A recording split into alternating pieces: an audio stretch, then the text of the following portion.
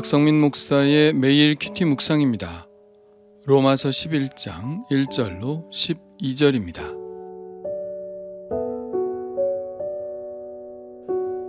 그러므로 내가 말하노니 하나님이 자기 백성을 버리셨느냐? 그럴 수 없느니라. 나도 이스라엘이니요 아브라함의 씨에서 난 자요 베냐민 지파라. 하나님이 그 미리 아신 자기 백성을 버리지 아니하셨으니 너희가 성경이 엘리야를 가리켜 말한 것을 알지 못하느냐? 그가 이스라엘을 하나님께 고발하되 주여 그들이 주의 선지자들을 죽였으며 주의 제단들을 헐어버렸고 나만 남았는데 내 목숨도 찼나이다 하니 그에게 하신 대답이 무엇이냐?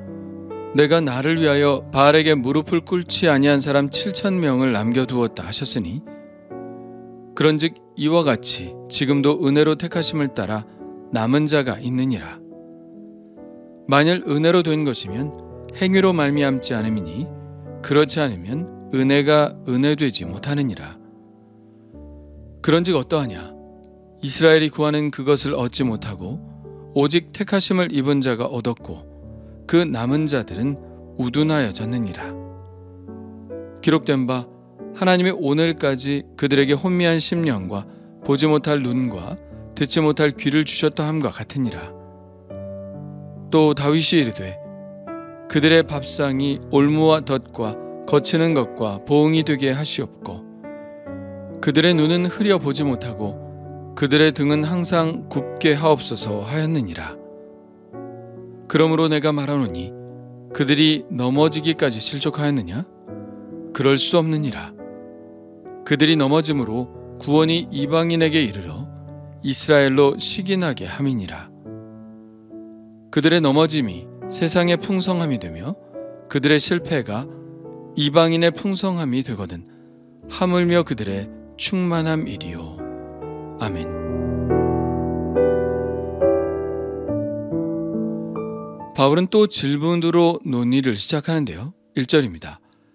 그러므로 내가 말하노니 하나님이 자기 백성을 버리셨느냐? 과연 버리셨을까요? 어제 말씀까지의 결론을 보면 그런 것 같기도 합니다. 그들은 복음을 들었음에도 불구하고 복음을 알았음에도 불구하고 복음을 받아들이지 않았죠. 하나님께서 하루 종일 그들 앞에서 손을 벌리고 서 계셨는데도 말이죠. 이런 암울한 결론으로 끝나버리고 마는 것일까요? 바울은 이렇게 대답합니다. 그럴 수 없느니라. 나도 이스라엘이니요 아브라함의 씨에서 난 자요 베냐민 지파라. 따지고 보면 바울도 유대인입니다. 유대인이라고 다 복음을 거부하는 것은 아니라는 예를 자신을 들어서 설명하고 있습니다. 유대인들을 버리셨다면 자기는 뭐냐는 거죠. 그렇습니다. 바울을 보면 하나님은 유대인들을 다 버리시지는 않은 것 같습니다. 바울은 또 구약 성경의 엘리야 시대를 예를 들어서 설명을 하는데요. 엘리야 시대는 아합 왕이 다스리던 시대로서 아합의 부인 이세벨의 입김으로 하나님을 섬기던 제사장들이 다 죽임을 당하고 바알과 아세라를 섬기는 제사장들로 교체되었습니다.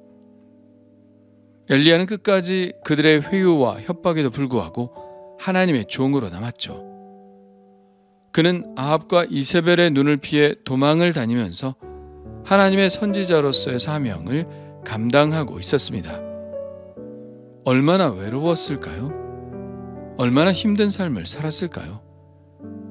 그는 하나님께 이런 탄식을 쏟아냅니다. 주여, 그들이 주의 선지자들을 죽였으며 주의 제단들을 헐어버렸고 나만 남았는데 내 목숨도 찼나이다. 그때 하나님은 매우 놀라운 말씀을 하십니다. 너만 남은 게 아니라고요. 내가 나를 위하여 바알에게 무릎을 꿇지 아니한 사람 7,000명을 남겨두었느니라. 바울이 이 이야기를 한 이유는 분명합니다.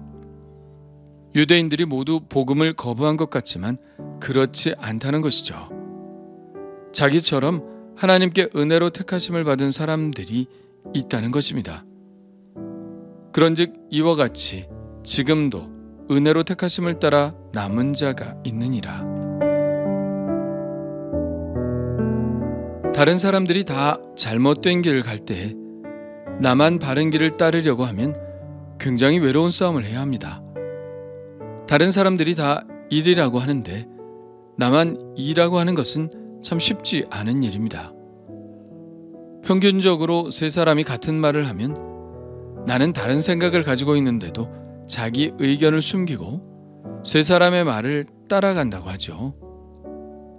이처럼 혼자 바른 길을 간다는 것은 참 외로운 것입니다.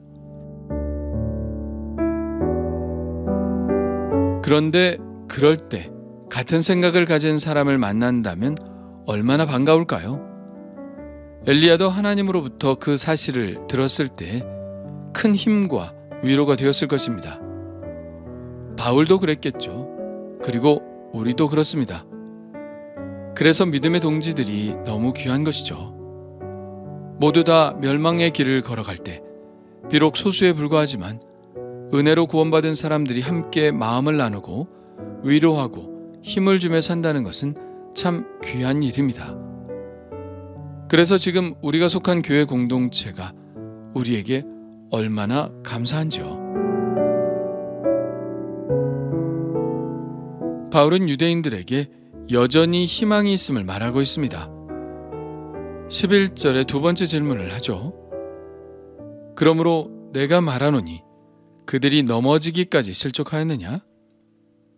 정말 끝나버렸느냐 하는 질문이죠. 유대인들의 구원은 이제 가망이 없느냐는 질문입니다. 이 질문에 대해서도 바울은 스스로 대답을 하는데요. 그럴 수 없느니라. 그들이 넘어짐으로 구원이 이방인에게 이르러 이스라엘로 시기나게 함이니라. 바울의 통찰력은 매우 정확합니다. 그들의 넘어짐으로 구원이 이방인에게 이른 것은 사실이죠. 복음이 어떻게 해서 이방인들에게 넘어가게 되었습니까? 예루살렘에 큰 박해가 일어났기 때문입니다. 야고보 사도도 칼에 죽임을 당하였고 스데반 집사님은 돌에 맞아 죽었습니다. 바울 자신이 믿는 사람들을 잡아다가 처형하는 사람이었죠. 그렇게 예루살렘에 박해가 일어나자 예루살렘의 그리스도인들이 흩어지기 시작했습니다. 사마리아와 온 유대와 땅끝으로 나아가게 되었죠.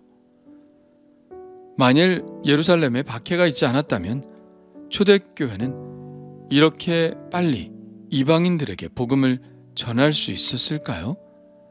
아마 그러지 못했겠죠.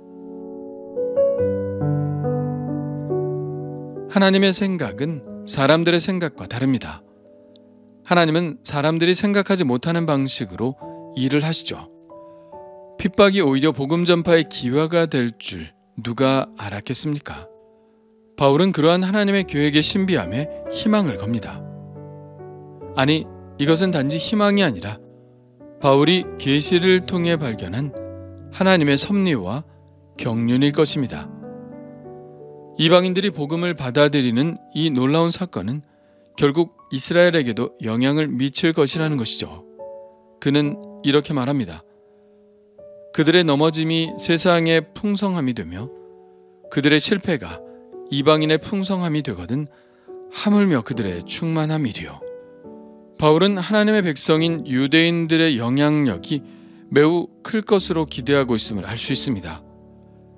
그들의 실패도 이렇게 큰 영향력을 가지는데 그들이 이제 복음을 듣고 충만하기 시작하면 얼마나 많은 이방인들이 하나님께로 돌아오게 될 것이냐는 것입니다. 분명히 그렇게 될 것입니다. 지금 많은 유대인들이 예수님을 영접하고 있습니다. 그들을 메시아닉 주라고 하는데요. 그들은 같은 유대인들의 핍박 속에서도 꾸준히 그 수가 늘고 있습니다. 또 많은 그리스도인들이 유대인들의 구원을 위해 기도하고 복음을 전하고 있는 것은 바로 이 말씀. 그들의 충만함이 얼마나 큰 역사를 이루겠느냐는 이 말씀을 실현시키기 위해서입니다. 2000년 전에 바울이 보았던 비전이 지금 이루어지고 있습니다. 결국 유대인들은 성경의 예언대로 하나님께 돌아오게 될 것입니다. 지금은 비록 구루터기와 같이 보잘것없는 숫자에 불과하지만 하나님의 약속은 반드시 이루어질 줄 믿습니다.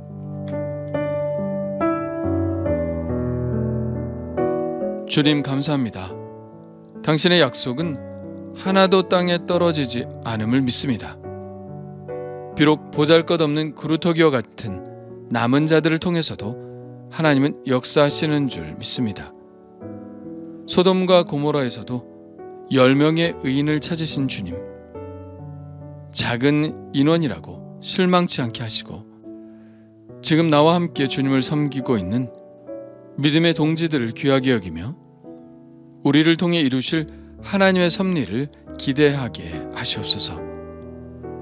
예수님의 이름으로 기도합니다.